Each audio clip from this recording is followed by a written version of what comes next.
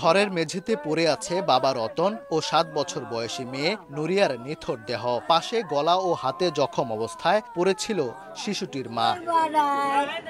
চিৎকারের শব্দ শুনে বুধবার ভোরে তাদের ঘরে যান স্বজনরা। গুরুতর অবস্থায় গৃহবধূ জুলেখা বেগমকে উদ্ধার করে ময়মনসিংহ মেডিকেলে ভর্তি করা হয়েছে।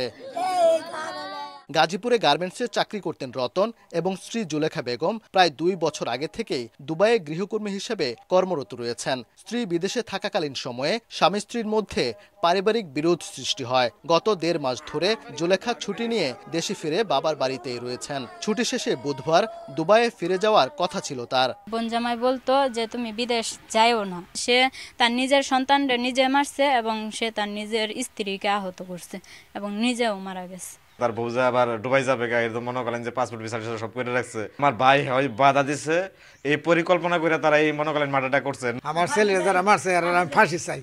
এদিকে স্ত্রী জুলেখা পরকীয়ায় জড়িত সন্দেহের একটি চিরকুট নিহত রতনের লাশের পাশ থেকে উদ্ধার করা হয়েছে। এ ঘটনায় জিজ্ঞাসাবাদের জন্য জুলেখার বাবা মাকে থানায় নেওয়া হয়েছে। পুলিশ বলছে এটি হত্যা নাকি আত্মহত্যা তা খতিয়ে দেখা হচ্ছে। লাশ সুরতালের পরে আমরা পোস্টমর্টমের জন্য পাঠিয়েছি। পারিবারিক কলহর জের ধরেই হত্যাকাণ্ড বা আত্মহত্যা যাই বলি না কেন, এটা তো পরবর্তী তদন্তে বেরিয়ে আসবে আসলে কি।